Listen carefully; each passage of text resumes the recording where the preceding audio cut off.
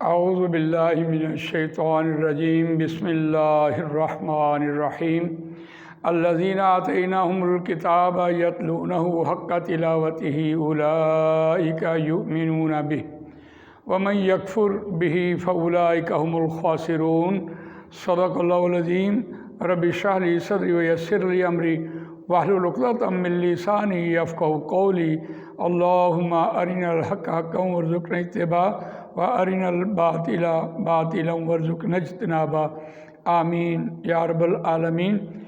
یہ مختصر عربی گرامر کلاس یہ تعلیم حق یوٹیوب چینل کے ذریعے آپ تک پہنچایا جا رہا ہے، اور اس کا جو ریفرنس ہے وہ ہے کتاب رہنمائے ترجمۃ القرآن، اور آج اس کا پیج نمبر 101 ہے اور سبق نمبر 10 چل رہا ہے۔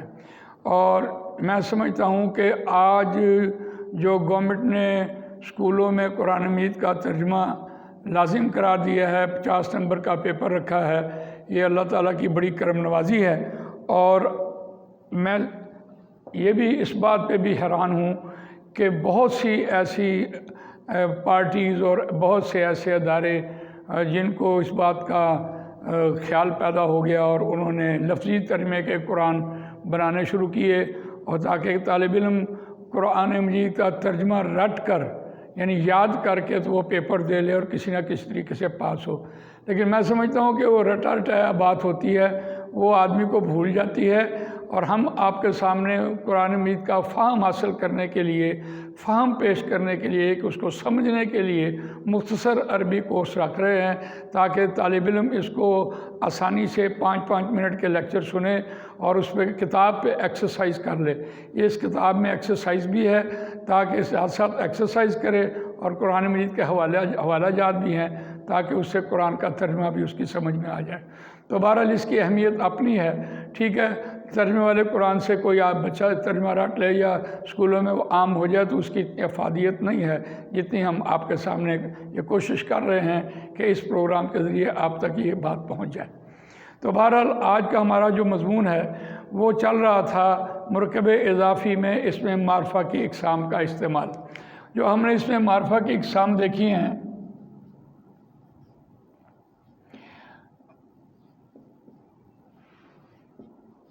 وہ ہے معرب باللام، اس میں اشارہ، اس میں ضمیر، اس میں موصولہ، اس میں منادہ، اور اس میں علم اور مضاف۔ بہرحال جب ہم مرکب اضافی کی بات کر رہے ہیں تو اس کے ہم نے دیکھے ہیں 2 جز، ایک کہتا ہے مضاف اور دوسرا ہوتا ہے مضاف الیہ۔ اس کی سادہ سی مثال ہے، اردو میں ہمیشہ لڑکے کی کتاب ہمیشہ مضاف الیہ پہلے آئے گا اور مضاف بعد میں آئے گا۔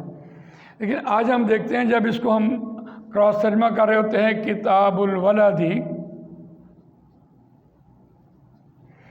تو مضاف پہلے آ رہا ہوتا ہے اور مضاف الیہ بعد میں آتا ہے۔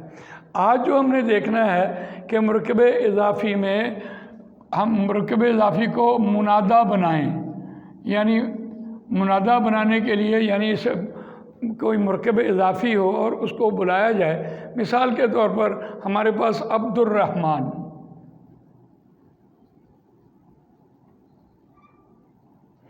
عبد الرحمن رحمان کا بندہ، اس اعتبار سے الرحمانی جو ہے یہ مضاف الیہ ہے، اور عبدو جو ہے یہ مضاف ہے، الف لام نہیں، تنوین نہیں۔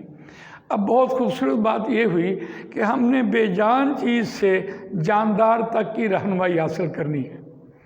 بے جان کو تو ہم نے کہا تھا کہ یہ چیز کسی کی نہیں ہے، یہ جس کی ہے اس کی ہے، اس کو ہاتھ لگائے، لیکن اب ہم اس سے جاندار کی رہنمائی لیتے ہیں۔ کیسے ہوتا ہے دیکھیں، جب ہم کسی مفرد اسم کو بنا رہے تھے، منادہ بنا رہے تھے، تو ہم کہتے تھے یا رجل، اے آدمی، لیکن یا کے ساتھ تو رجل کبھی نہیں لگتا۔ عام حالت میں اگر ہم یا نہیں لگاتے تو یہ رجل آدمی کے معنی دے رہا ہوتا ہے اور حالت فاعلی میں ہے، اور جب ہم اس کے شروع میں یا لگائیں، حرف ندا لگائیں، تو یہ راجل یا رجل بن جائے گا، یہ حرف ندا ہوگا، اور یہ اسے ہم کہتے ہیں یہ منادہ ہے، جسے بلایا جائے، جسے پکارا جائے وہ منادہ ہوتا ہے۔ آسان بات سمجھ آئی؟ یہ مفرد اسم کی بات ہو رہی تھی۔ ہم دیکھتے ہیں مرکب اضافی کو ہم کیسے اب بلائیں گے۔ تو جب ہم عبد الرحمن کو بلانا چاہیں تو یاد رکھیے اس میں دو تبدیلیاں ضروری ہوتی ہیں، ایک معنوی تبدیلی پیدا ہوتی ہے اور ایک اعرابی تبدیلی پیدا ہوتی ہے۔ یہ دو تبدیلیاں اس سے پیدا ہوتی ہیں جب ہم عبد الرحمن کو بلاتے ہیں۔ تو دیکھیے اس کے شروع میں آپ یا لگائیں تو یہ حرف ندا ہوا، اور عبد الرحمن اب یہ مضاف جو ہے وہ عبد الرحمن ہو جائے گا، عبد الرحمانی۔ بہت آسان بات سمجھ آئی؟ دیکھیے حالت فاعلی سے مفعولی میں چلی گئی بات۔ عبد الرحمن کا مطلب ہے رحمان کا بندہ، رحمان کا بندہ، اور جب یہ پیش آ رہی ہے حالت فاعلی ہے تو اس کا مطلب رحمان کا بندہ فرما بردار ہے، متقی ہے، فرما بردار ہے۔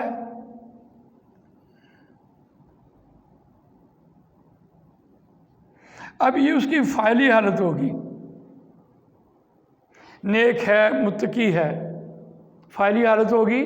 لیکن جب ہم کہتے ہیں یا عبد الرحمن تو ہم اس کو مفعول بنا رہے ہوتے ہیں، ہم اس کو کام سونپ رہے ہوتے ہیں، ہم اس کو بلا رہے ہوتے ہیں، اس کو حالت فاعلی سے مفعولی میں لے کے جا رہے ہوتے ہیں۔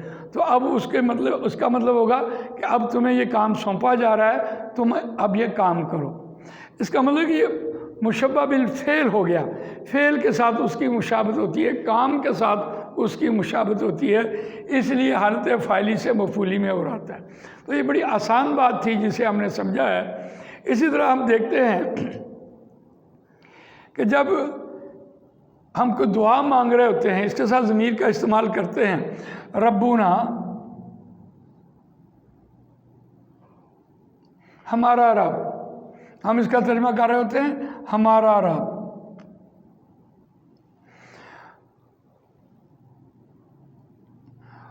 جب ہم اس کو اللہ کو مخاطب کرتے ہیں، بلاتے ہیں، تو پھر ہم کہتے ہیں یا ربنا۔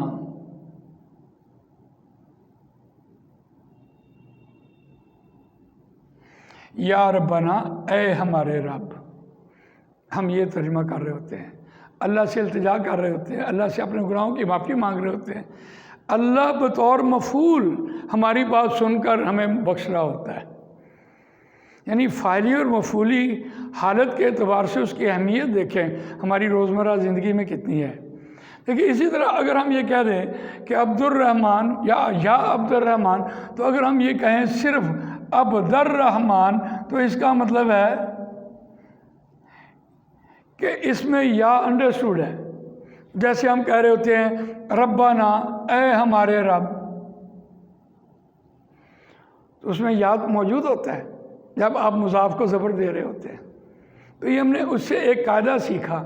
دیکھیے اسی طرح آج کی دنیا میں ہم بہت سے الفاظ ایسے منہ سے بول رہے ہوتے ہیں جن کا ہمیں علم نہیں ہوتا، چونکہ علم کا آنا بہت ضروری ہے، اور علم کے بعد عمل شروع ہوتا ہے، انسان سوچتا ہے۔ تو ہم بہت سارے ایسے جملہ ممل بول رہے ہوتے ہیں جن کا ہماری زندگی سے کوئی تعلق نہیں ہو رہا ہوتا۔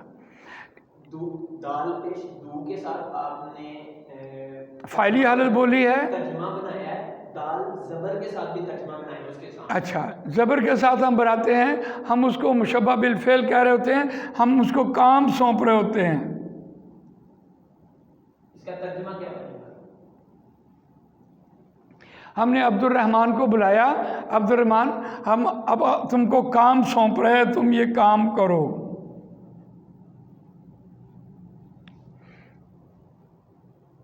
دال کے اوپر زبر سے آپ نے دیکھا ہم نے صرف اسم کی 3 ہی حالتیں پڑھی تھیں، فاعلی حالت،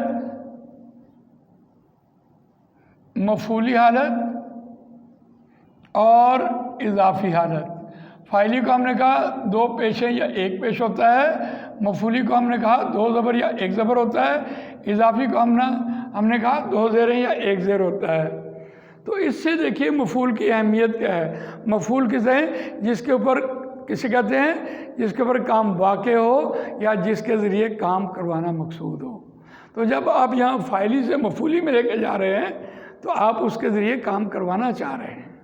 بالکل میں نے آپ کے سامنے جیسے مثال دی، ربنا، اے ہمارے رب، تو ہم اللہ سے التجا کر رہے ہیں۔ تو اسی طرح جب ہم یہ بات کہہ رہے ہوتے ہیں کہ ہمارے پاس سامنے کوئی چیز موجود نہیں ہوتا تو ہم پھر اس کو بلا رہے ہوتے ہیں، تو یہ ہمارا علم نہیں ہوتا۔ دیکھیے اس میں ایک قاعدہ اور آپ کے سامنے میں رکھوں گا۔ دیکھیے اس میں 2 قاعدے مزید شامل ہو جاتے ہیں۔ ایک قاعدہ یہ شامل ہوتا ہے کہ ہم نے آپ کو یہ پڑھایا تھا کہ کسی بھی اسم کی 9 حالتیں ہوتی ہیں: ان، ان، آنی، اینی، اینی، اونا، اینا، اینا۔ اب دیکھیں یہاں جو آنی، اینی، اینی، اونا، اینا، اینا ہے، یہ جمع اور تثنیہ کی نون اعرابی والی آوازیں ہیں۔ ان کا جو نون ہوتا ہے وہ نون اعرابی ہوتا ہے۔ جب ہم یہ مضاف نون اعرابی والا بناتے ہیں تو پھر اس کا قاعدہ یہ ہے کہ اس کا نون اعرابی گر جاتا ہے۔ تو ہم دیکھ رہے ہیں کہ جب مضاف جو ہے ہمارا نون اعرابی والا ہوتا ہے تو اس میں نون اعرابی گرنے کے کیا کیا قاعدے ہوتے ہیں۔ بہت دلچسپ مضمون یہاں سے شروع ہو جائے گا۔ ہم نے اس سے پہلے یہ دیکھا کہ جب مضاف کو ہم نے منادہ بنایا اور پھر اس کو ہم نے حالت مفعولی میں لے کے گئے تو اس سے یہ بات سمجھ آئی کہ اب ہم نے اسے کام سونپنا ہے۔ لیکن جب کسی شخص کا تعلق بہت سے لوگوں سے ہوتا ہے تو پھر ہم اس کو دیکھتے ہیں کہ وہ مضاف نون اعرابی والا کیسا ہوتا ہے۔ یہاں اب ہم دیکھتے ہیں اس کو۔ دیکھیں ہمارے پاس ایک لفظ ہے ملاقن، یہ اسم فاعل ہے، لام کاف یا سے یہ لفظ آیا، ملاقات کرنے والے۔ اس کا مطلب ہوتا ہے ملاقات کرنے والے یا ملاقات کرنے والا سمجھیں۔ جب ہم اس کو لے کے جائیں گے مفعولی حالت میں تو یہ بن جائے گا ملاقن، ملاقن۔ جب ہم اس کو، یہ واحد تھا، تثنیہ میں لے کے جائیں گے تو یہ بن جائے گا ملاقانی، ملاقینی،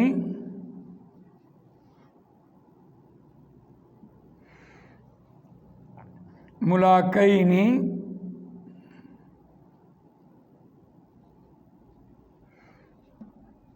اور یہاں بھی اس کی آواز یہی آ رہی ہوگی،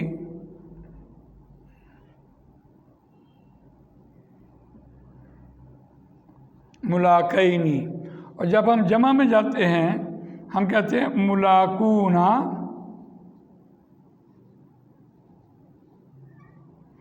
یہاں آئے گا وہ ملاقینا،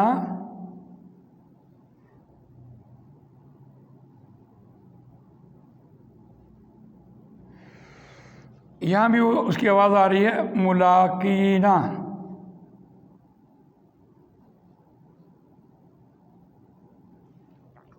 اب ہم دیکھتے ہیں کہ ملاقونا، ملاقینا، ملاقانی یہ تثنیہ کے لیے بولا گیا ہے۔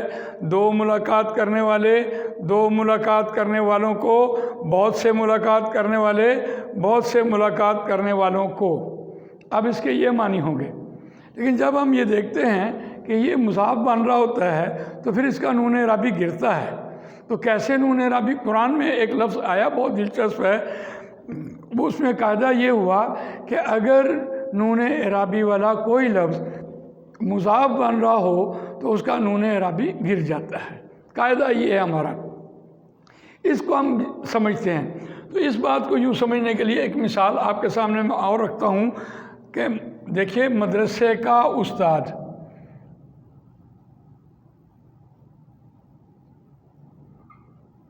تو ہم کہیں گے मुअल्लिम मदरसाती।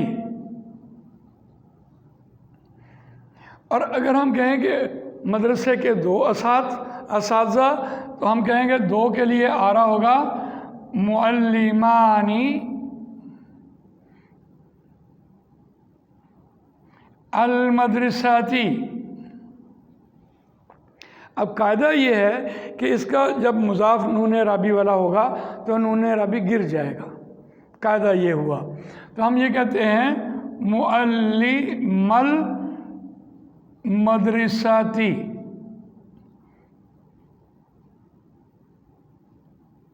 अब ये ज़बर बता रही है हमें कि यहाँ एक अलिफ है और हालत फ़ाइली है। यहाँ तो इसका क्या मानी बनेंगे? मदरसे के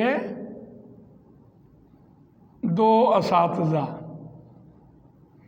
बस हमने एक कायदा आपके सामने रखा है कि जब मुज़ाफ नून इराबी वाला होता है तो नून इराबी गिर जाता है।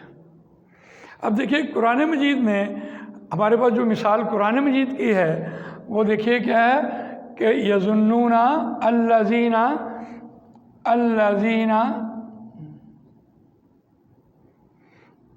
यज़ुन्नूना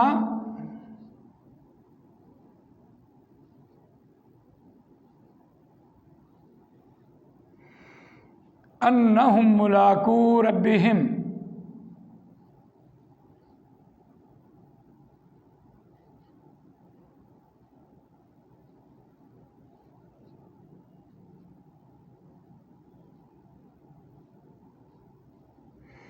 अन्नहुम मुलाकू रब्बिहिम। देखिए लफ्ज़ तो था मुलाकूना और यहाँ ये मुलाकूना नून राबी गिरने की वजह से यहाँ मुलाकू पढ़ा गया है। तो ये बात हम समझते हैं कि अल्लाज़ीना वो लोग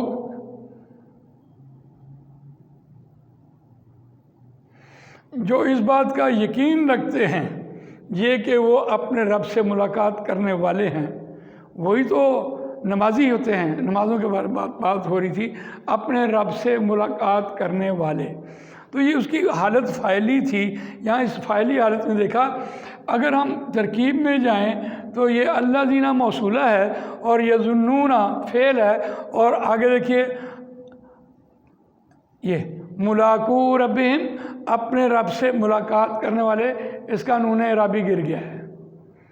तो अब हम देखते हैं इसका नून राबी जो गिरा है वो यानी अल्लाह के साथ बहुत से लोगों का एक ताल्लुक़ जुड़ता है जिस एतबार से नून राबी गिरता है, यानी उनकी अपनी पर हैसियत नहीं होती। तो इस एतबार से उनका ताल्लुक़ कायम होता है। ज़्यादा लोगों का जब ताल्लुक़ कायम होता है तो काम के सिलसिले में बतौर मफ़ूल आ रहा होता है। अब देखिए अन्ना जो है इसका इसम है और ये अन्ना की ख़बर बनी हुई है अगर तरकीब में जाएं, और ये हम जो है अन्ना का इसम है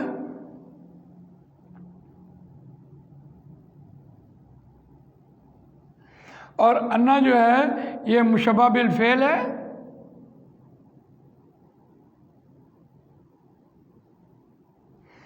और मुलाकू जो है वो अन्ना की ख़बर है।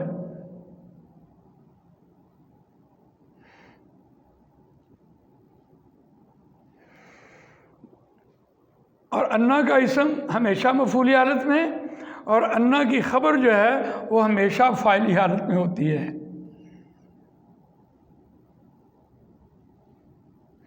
और अन्ना का इसम जो है वो हमेशा मफूली हालत में होता है।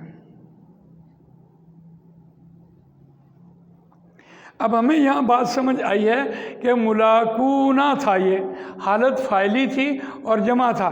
कायदा हमारा क्या हुआ कि अगर मुज़ाफ नून राबी वाला हो तो उसका नून राबी गिर जाता है। इस तरकीब में देखते हैं तो रब्बी हिम जो है ये मुरकब इज़ाफ़ी में मुज़ाफ़िले हिम मुज़ाफ़िले और रब्बी मुज़ाफ़ और रब्बी मुज़ाफ़िले और मुलाकू मुज़ाफ़ बना हुआ है। तो इस तरकीब में देखते हैं। एक और मिसाल हमारे सामने आती है, हम देखते हैं कि या बनी इसराईला, उसमें भी देखते हैं तो ये लफ्ज़ था हमारा इब्नुन और उसकी जमा बनी है, उसकी जमा बनी है बनूना। بنونا، یہ جمع بنی ہے بیٹے۔ جب قرآن مجید کہتا ہے یا بنی اسرائیل،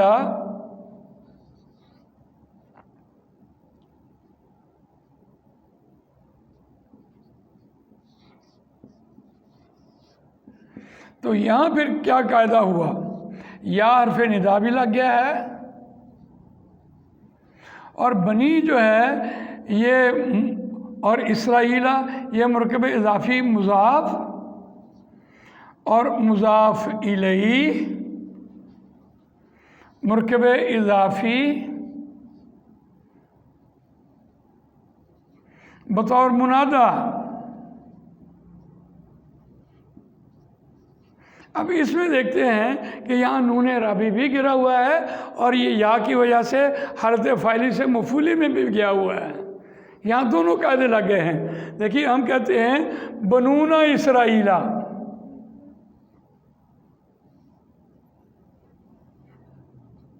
بنونا اسرائیل کے بیٹوں۔ اگر اس کا ترجمے میں ہم جائیں تو ہم دیکھتے ہیں اسرائیل کے بیٹوں، اس کا ترجمہ ہو جائے گا